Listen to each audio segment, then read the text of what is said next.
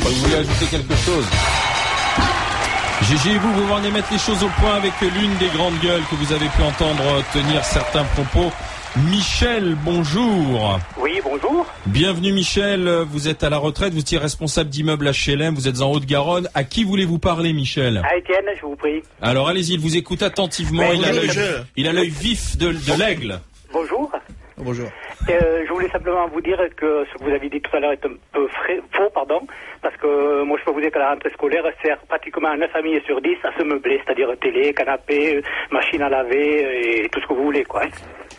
Et chaque fois au mois de septembre, je peux vous dire que nous avions nos vides ordures et nos ensembles ont dégagé tout qui était rempli à cause de ça.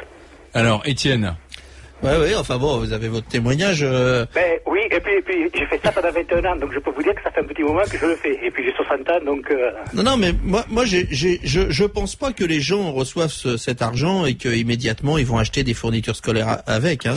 Moi, je pense qu'effectivement ça fait un plus sur le budget. Ça fait un plus sur le budget familial. Ça fait un plus dans le budget familial et qu'effectivement ça fait. De toute façon, les mômes iront à l'école avec ce qu'il faut pour rejoindre leur scolarité. Ça fait un plus, donc c'est vrai que s'il faut s'acheter un ordinateur ou une télé, ils vont l'acheter l'ordinateur et la télé. C'est-à-dire les gens vont pas consacrer 300 € parce qu'on a eu 300 € à la. Donc mais je pense que l'idée un peu simpliste qui concerne à dire il y a des familles qui sont pathogènes, qui sont méchantes et qui dès qu'ils touchent l'argent, les enfants vont aller pieds nus à l'école et eux ils vont s'acheter des chaussures de marque, est une espèce d'image qui ressemble un peu à ce qu'on imaginait des tricheurs à la sécurité sociale, etc. Et on voit que ça se dégonfle énormément. C'est-à-dire que quand on a les vrais chiffres, on voit que c'est totalement insignifiant. Et il nous faudrait vraiment un instituteur là, même de zone rurale ou de banlieue, pour nous dire effectivement combien d'enfants viennent à l'école. Mais Michel, est-ce que au travers de ce que vous voyez dans l'immeuble HLM où vous étiez, c'était, on va dire, pour reprendre ce que disait Étienne tout à l'heure, une ou deux familles, ou c'était généralisé? 9 sur 10. 9 sur 10, j'ai pas entendu 9 sur 10. Ça, je suis persuadé, je vous le confirme. Ouais. Xavier Lemoine? Ben voilà, vous confirmez aussi ce que dit Michel, entre autres? Michel confirme ce que j'ai dit tout à l'heure, oui. Oui. C'était où Haute-Garonne, du côté de Garonne. Oui. Michel, à quel endroit précisément? Eh bien, écoutez, dans un quartier sensible de Toulouse. Quartier sensible de Toulouse. Non, mais salaud de pauvre. Oui, voilà, salaud de pauvre, c'est-à-dire que non seulement ils sont pauvres, Michel. Ils s'achètent des télés. Allez-y, Michel. Toute nationalité confondue, hein. Oui. Mais Michel, c'est voilà, bien. faut pas croire que les uns ou les autres, c'était toute nationalité confondue. Bah, évidemment. oui, en un mot quand même, Michel, la représentation que la société renvoie aux riches comme aux pauvres du succès, c'est plutôt de posséder une télévision à écran plat, oui, c'est l'image une voiture, hein. etc. Bon, je dis que il faut faire attention à tout ça. Moi aussi, je pense qu'il faudrait être un peu plus comptable de l'argent public et s'assurer, à travers peut-être une autre méthodologie de distribution, que ça va vraiment à ceux qui en ont besoin. Mais c'est très compliqué. Mais moi, je me souviens. Et en même temps, oui. Je peux ajouter un mot? Allez-y, Michel. Moi, ce qui m'embête un peu, je vais vous dire, je suis pas âgé, j'ai fait quand même mes 68. En 81, j'ai sauté au plafond, j'ai bu le champagne et tout.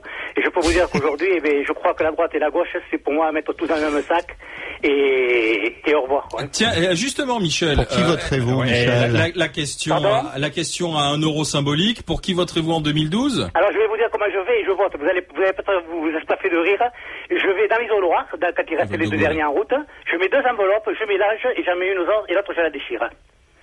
Ah ouais. Voilà à quel point on en est. Et je suis pas le seul à 60 ans aujourd'hui de faire comme ça. D'accord. Mais donc vous n'avez pas trouvé. Pourtant, l'offre est assez large. Pourtant, Michel. Mais dans l'offre politique, vous savez, je suis un vieux de la vieille maintenant, et donc. Est-ce que vous dites donne envie de supprimer le droit de vote au plus de 60 ans, pardon, mais... Non, mais attends, 60 ans, c'est pas vieux. Vous faites encore partie des forces vives de la nation. Parce que... oui, justement, ouais. Et vous faites exactement pareil pour les élections municipales? Non, pas du tout. Pour les élections régionales, pas du tout. Je vote pour la rose. Voilà. Ouais, pour votre socialiste. Et ce discours de Michel, monsieur le maire, Xavier Lemoine, vous l'entendez beaucoup aujourd'hui des administrés, des concitoyens que vous rencontrez qui disent écoutez, on vous renvoie dos à dos. Qui me disent la même chose. Qui disent la même chose. Et qui ne trouvent pas dans l'offre un choix ou qui trouvent un certain choix, Front National ou autre. Ils ont tout essayé. Ils ont tout essayé, n'y croient plus. Donc quand on vote pour vous en qualité de maire, c'est vous à titre personnel qu'on veut élire, mais pas une étiquette. Oui, sauf que maintenant... vous pourriez être socialiste, donc, du coup. Sauf que ça devient conditionnel. Ah bon.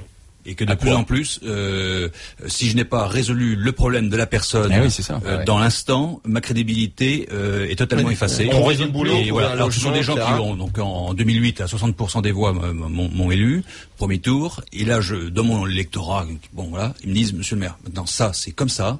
C'est réglé demain. Si c'est demain, c'est réglé. C'est bon pour vous. Si c'est pas réglé, vous aviez pas fait de promesse intenable? Non, aucune promesse. Parce que moi, je connais une ville où il y a eu des promesses, notamment dans les quartiers. Les mecs ont tous voté. Et puis bon, c'est les promesses intenable. Mais quartier, tout du travail pour tout le monde. Donc c'est maintenant, monsieur le maire, c'est ça ou c'est rien. Si c'est ça, ok. Si c'est pas ça, tant pis. Xavier Lemoine, on a tout ça. Je veux dire, ça a toujours.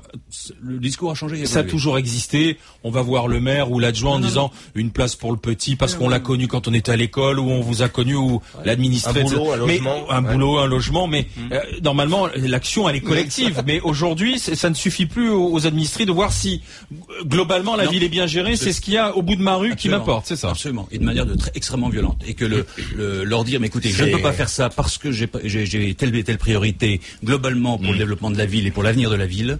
Monsieur le maire, c'est pas ce qui nous intéresse, c'est ça. Voilà. C'est la société du TPMG. Ça met les gens dans des situations intenables. Non, mais c'est comme le dit Pascal, c'est aussi une réflexion qu'on doit avoir sur nous-mêmes. C'est la société du TPMG, tout pour ma gueule. Et c'est grave parce que ça veut dire que l'idée de nation, d'État-nation est en train de se déliter. Ce qui m'intéresse, c'est ce qu'il y a en face de chez moi. Qu'il y ait des incendies de l'autre côté de la rue, j'en ai strictement rien à foutre. Mais il faut se reprendre. Les gens sont pas tout à fait responsables de ça. On s'est beaucoup amusé à ça. Et pourquoi? Parce que peut-être que le modèle de société qu'on nous propose aujourd'hui en France, qui a trop vieilli, qui est au bout, qui explose complètement, parce qu'il est plus efficace. Il a été efficace à un certain moment. Il faut le revoir. On a peur de le revoir parce que on nous propose rien d'autre. Ce qu'on nous propose, c'est toujours moins, c'est pas toujours mieux. Il faudrait que les politiques aient quand même aujourd'hui conscience que dans le pays, on peut proposer des réformes, il y a des choses à changer, un modèle social, économique, national à changer, mais qu'il faut proposer quelque chose de sérieux. Sauf que le pays ne croit plus en lui-même. Je reviens à mes questions de démographie tout à l'heure, qui commandent tout. 12h30, vous êtes...